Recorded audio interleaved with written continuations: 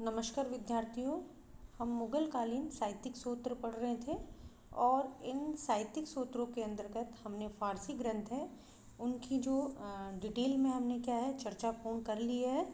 मुगल कालीन साहित्यिक सूत्र भाग 1 और भाग 2 इसके हमने जो फारसी ग्रंथ है उनकी चर्चा हमने कर ली है। आज के इस वीडियो के अंतर्गत जो मुगल कालीन जो साहित्यिक सूत्र है इसमें विशेष रूप से विदेशियों के या विदेशी यात्रियों के वृत्तांत है, इसके बारे में हम जानेंगे। तो विद्यार्थी इसी क्रम के अंतर्गत विदेशी यात्रियों के अंतर्गत हम नंबर 1 पे लेते हैं रॉल्फ फिच। जो रॉल्फ फिच है ये एक ब्रिटिश यात्री थे और 1590 के आसपास में अकबर के समय में जो है भारत आए थे और इन्होंने जो अपनी यात्रा है उसका वृत्तांत है उसका नाम लिखा है इंग्लैंड पायोनियर टू इंडिया। इसमें उसने अकबर का जो शासन है उसकी घटनाओं का वर्णन लिखने का पूर्णतः कोशिश किया है। विशेष रूप से जो अकबर है उसके शासन के अंतिम वर्षों का, क्योंकि 1590 के आसपास वो आ रहे हैं और 1605 के आसपास में अकबर का शासनकाल जो है जो तीसरा एरा है उसके बारे में उसने लिखने का प्रयास किया है। अगला जो विदेशी यात्री हैं उसका नाम है विलियम हॉकिंस और विलियम हॉकिंस है वो काफ़ी इम्पॉर्टेंट है विद्यार्थियों। इस पे शॉर्ट नोट भी पूछा जा सकता है 2 नंबर के अंतर्गत विलियम हॉकिंस कौन था या विलियम हॉकिंस से संबंधित जो तथ्य हैं वो बहुत इम्पॉर्टेंट है विशेष रूप से कॉम्पिटिटिव एग्जामों में। तो विद्यार्थियों पहली बात हम बता दें कि ये एक ब्रिटिश यात्री था और ब्रिटिश यात्री के साथ साथ इसकी सबसे बड़ी विशेषता क्या थी कि तुर्की तथा फारसी भाषा का जो मुगल कालीन जो राज दरबार की भाषा थी फारसी भाषा उसका ये जानकार था। और 1608 के अंतर्गत ये जहांगीर के समय में भारत आया और 1608 से लेकर के 1612 तक ये भारत में रहा। और भारत आगमन का इसका एकमात्र उद्देश्य था कि जो ईस्ट इंडिया कंपनी थी उसके लिए अधिक से अधिक व्यापारिक सुविधाएं जहांगीर से प्राप्त करना और इन व्यापारिक सुविधाओं के अंतर्गत उसे यहाँ पर जो है फैक्ट्री खोलने की अनुमति प्राप्त करना और जहांगीर को इस काम के लिए मनाना कि वह फैक्ट्री खोलने के लिए यहाँ अनुमति दे। तो विद्यार्थियों जहांगीर ने भी इसे अतिथि के समान इसको सेवा दी और खान की उपाधि दी और सबसे इम्पोर्टेंट 400 का जो है मनसबदार इसको बनाया और 400 की इसको मनसब दी। हॉकिंस जहांगीर से अनुमति प्राप्त कर ली थी किंतु जहांगीर की अनुमति देने से जो पुर्तगाली थे, क्योंकि आपको पता है विद्यार्थियों की पुर्तगाली अंग्रेज़ से पहले ही भारत आ चुके थे, तो पुर्तगालियों ने बड़ा कड़ा विरोध किया गया कि हमें किसी प्रकार की अनुमति नहीं मिल पा रही है ठीक ढंग से, तो आप इसे अनुमति न दें। और उनके कट्टे विरोध के कारण जो है उसने अपनी जो स्वीकृति है जहांगीर ने वापस ले ली और जो इसका जो यात्रा वृत्तांत है वो अर्ली ट्रेवल्स के नाम से जाना जाता है, जिसमें 1608 से लेकर के 1612 तक की घटनाओं का वर्णन है। और विद्यार्थियों एक अत्यंत इम्पॉर्टेंट प्रश्न है इसके साथ ही जुड़ा हुआ कि जब विलियम हॉकिंस भारत आया था तो एक जलपोत से वो भारत आया था जिसका नाम था हेक्टर। ये एसएससी के अंतर्गत पूछा गया प्रश्न है कि विलियम हॉकिंस के द्वारा जो जिस साधन से या जिस जलपोत से वो यहाँ आया था उसका नाम क्या था, उसका नाम था हेक्टर। तो विद्यार्थियों ये आप अच्छे से जान लें। इसके बाद अगला जो हम विदेशी यात्री हैं उसका नाम है सर टॉमस रो।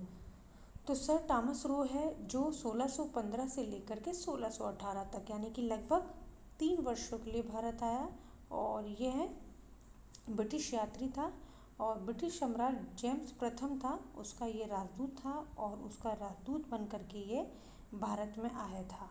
उसने अपनी जो है आने का उद्देश्य था वही ईस्ट इंडिया कंपनी के लिए अधिक से अधिक सुविधा प्राप्त करना, व्यापारिक कोठी की अनुमति प्राप्त करना।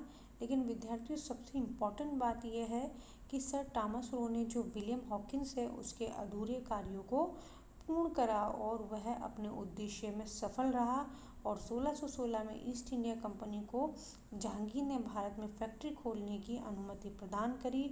और इसका जो यात्रा वृत्तांत है वो है सर टॉमस रो एम्बेसी। ये काफ़ी इम्पोर्टेंट है। तो विद्यार्थियों ध्यान रखिएगा कि विलियम हॉकिंस ने जो है जहांगीर के समय आया, अनुमति मांगी, लेकिन जो उसके अधूरे कार्य थे वो सर टॉमस रो ने पूर्ण करवाए। अगला जो विदेशी यात्री है वो है टैवर्नियर। ये भी काफ़ी इम्पोर्टेंट है क्योंकि अब तक के जो हमने यात्री पढ़े वो ब्रिटिश यात्री था और ये जो यात्री था वो कैसा था, फ्रांसीसी यात्री था। ये 1640 के अंतर्गत शाहजहाँ के समय में भारत आया और जो टैवर्नियर है वो व्यवसाय से क्या था, जौहरी था और आर्थिक मामलों में अधिक रुचि रखता था। उसने जो अपनी यात्रा वृत्तांत है उसका नाम ट्रैवल्स इन इंडिया रखा। इसके अलावा विशेष रूप से उसने भारत की जो आर्थिक स्थिति, आंतरिक विदेशी व्यापार और जो इसका ग्रंथ है वो आर्थिक मुद्दों पर, आर्थिक व्यवस्थाओं पर आधारित है।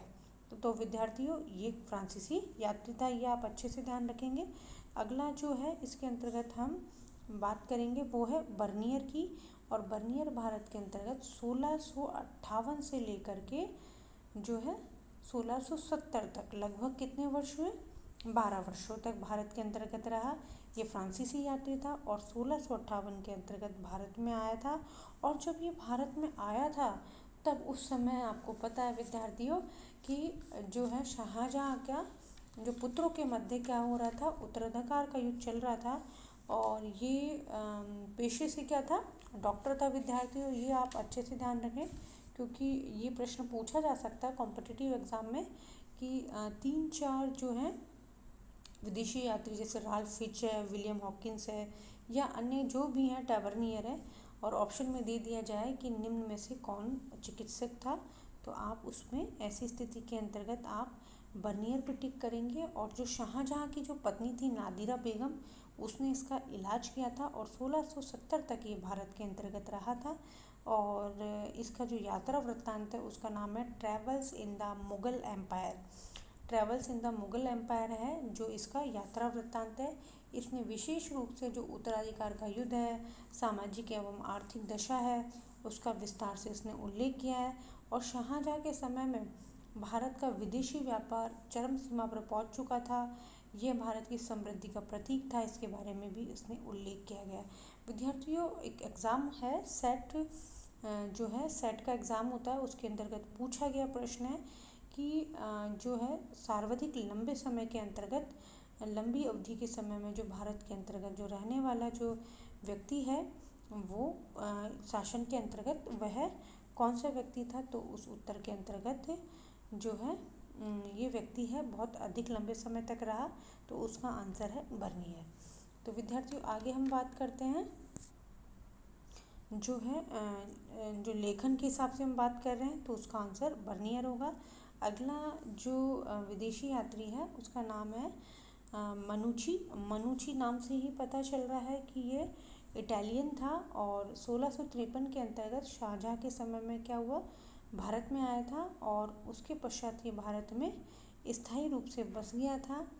उसने भारत में रह करके जो इटालियन भाषा में एक जो उसका ग्रंथ लिखा उसका नाम था सटीरियो डी मोगार, और भाषा कैसी, इटालियन भाषा थी।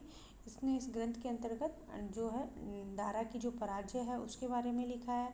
औरंगजेब की इसने कटु आलोचना की है कि किस प्रकार उसने अपने जो गद्दी के लिए, अपने भाई परिवार के लिए, भाइयों की जो हत्या की है उसकी उसने कड़वी निंदा की है। मनुची ने शाहजहाँ के कैदी जीवन का वर्णन किया गया है। इसके अलावा मनुची ने टैवर्नियर की तरह 17वीं शताब्दी के अंतर्गत सामाजिक तथा आर्थिक स्थिति का भी वर्णन किया गया। ध्यान रखिएगा विद्यार्थियों, जो है मनुची है वो स्थायी रूप से भारत के अंतर्गत बस गया था और 1717 के अंतर्गत जब मुगल शासन था उसके अंतर्गत इसकी मृत्यु हो चुकी थी। अगला जो है अंतिम रूप से हम इसको समग्र रूप से पूर्ण करते हैं इस टॉपिक को कि पूर्व के अंतर्गत जो हमने बात करें, जो फारसी ग्रंथ है और विदेशी वृत्तांत है, इन सभी जो सूत्र हैं उनकी हम समीक्षा जान लेते हैं, या दूसरे शब्दों में कहे कि इतिहास को जानने के अंतर्गत इनका क्या योगदान है, क्या इनका मूल्यांकन है, क्या इनकी आलोचना है, इन सबको समीक्षा यानी समधन ईक्षा कि इसको सम आलोचनात्मक रूप से भी हम किस प्रकार से देख सकते हैं, अतः अब हम इन सूत्र हैं, लिखित सूत्र हैं, इनकी अब हम समीक्षा कर लेते हैं। तो विद्यार्थियों, हमने ऐतिहासिक सूत्र पढ़ लिए हैं दोनों प्रकार के, और इसके अंतर्गत हमने पढ़े हैं फारसी सूत्र और विदेशी वृत्तांत। तो जो है इसकी समीक्षा की अगर हम बात करें तो दिल्ली सुल्तान और मुगल सम्राटों के इतिहास की जानकारी के लिए जो उसके राजकीय अधिकारी थे तथा स्वतंत्र अधिकारी थे, उन्होंने क्या करा, फारसी भाषा का प्रयोग अधिक से अधिक मात्रा में करा है, और ज़्यादातर जो इतिहास है वो साहित्य जो है फारसी भाषा में प्रचुर मात्रा में हमें मिला है। इसमें कई बार मुगल शासकों ने आत्मकथाएं भी लिखी हैं, उनकी जीवनियाँ भी हैं, और जानकारी के जो सोर्स हैं अधिकांश उन लोगों के द्वारा प्राप्त हुए हैं जो या तो उस घटना के अंतर्गत मौजूद थे, या तत्समय वो क्या थे, उसके प्रत्यक्षदर्शी थे, और या फिर उन्होंने किसी लोगों से सुनी सुनाई जो उनकी रचना थी लोगों के विश्वास करके उसके आधार पर उन्होंने लिखी है। क्योंकि कुछ ऐसे इतिहासकार लिखे हैं जिन्होंने अकबर औरंगजेब के समकालीन थे, लेकिन जो है बाबर के समय से लेकर के, या कुछ ने तो तैमूर के समय तक का भी लिखा है। तो उनका जो रचनाओं का आधार था वो उनकी सुनी सुनाई थी, परंतु फिर भी इन सब के बावजूद भी जो उनका विवरण है उन्होंने ज्यों का त्यों स्वीकार नहीं किया। पहली बात तो यह है कि जो अधिकांश जो फारसी लेखक हैं वो राज्य आश्रय या सुल्तान के जो हैं उनको प्रसन्न रखने के हिसाब से ज़्यादा लिखा करते थे। बहुत कम जो इतिहासकार हुए हैं जिन्होंने राजा के विपरीत जाकर के उनकी कटु आलोचना की है। अतः वे शासक के पक्ष में ही ज़्यादा प्रतिपादित करते आए हैं, उनको दोषों को उजागर करने का प्रयास नहीं करा। हमने विशेष रूप से आपको जब अबुल फजल के बारे में बताया था तो हमने आपको बताया था कि उसने ज़्यादातर विशेषतः उसकी प्रशंसा की है। हालांकि कुछ इतिहासकार जैसे बदायूनी है उन्होंने कट्टर उसकी आलोचना की है, उसके बारे में बताया गया है। तो ऐसी स्थिति के अंतर्गत कुछ ही ऐसा रहा है। इसके अलावा जो फारसी शासक है वो धार्मिक कट्टरता से ज़्यादा पूर्ण थे, वो संकीर्ण विचारधार थे, तो अपने स्तर से ज़्यादा वो उठ नहीं पाए। परिणाम स्वरूप वे इतिहास की निष्पक्षता को भूल बैठे। एक बात तो ये हुई, पहली बात हमने आपको बताई कि राजा की प्रसन्नता या सम्राट की प्रसन्नता को लेकर के, दूसरी बात वो थे संकीर्ण विचारधारा वाले, और तीसरी बात मैं बताना चाह रही हूँ कि फारसी लेखक हैं उनकी घटनाओं की तिथियाँ उन्होंने बहुत कम दी हैं, और कुछ लेखकों से उनकी मिलती जुलती नहीं है, और गलत तिथियाँ लिख दी, जिसकी वजह से काफ़ी परेशानियाँ, इतिहास को पढ़ने में काफ़ी दिक्कत हो जाती है। और कई लेखकों ने की जो तिथियां हैं वो दूसरे लेखकों के लिए समस्या का कारण बन जाती है। चौथी बात ये है कि जो फारसी लेखक है वो जो शासकीय वर्ग है, अमीर वर्ग है, उनके रहन सहन, खान पान, आमोद प्रमोद पर अधिक बल दिया गया है। उनकी रचना में सर्वसाधारण तथा सामाजिक तथा आर्थिक स्थिति पर एक गरीब की, एक जो निचला वर्ग है उसके ऊपर उन्होंने डिटेल से नहीं लिखा है, उसके ऊपर पर्याप्त प्रकाश नहीं डाला है। तो यह एक इसकी सबसे बड़ी आलोचना है इन ग्रंथों की। और पांचवी तथा अंतिम बात हम बात कहेंगे कि अधिकांश लेखकों ने घटनाओं के कारण तथा संदर्भों के संबंधित जो स्थापित करने का प्रयास नहीं किया गया कि यदि जो घटना है और उससे संबंधित जो संदर्भ है वो उसमें मिलता जुलता नहीं है। और रही बात विदेशी यात्रियों की, उन्होंने तो क्या था कि पश्चिम का उनका जीवन था, श्रेष्ठ साथी तथा पूर्वग्रह से वो लोग पीड़ित थे, और भारत की जो सामाजिक जीवन है उसको समझना उनके लिए इतना आसान नहीं था, इसलिए उनके भी ग्रंथों में कहीं समस्या उत्पन्न हुई है।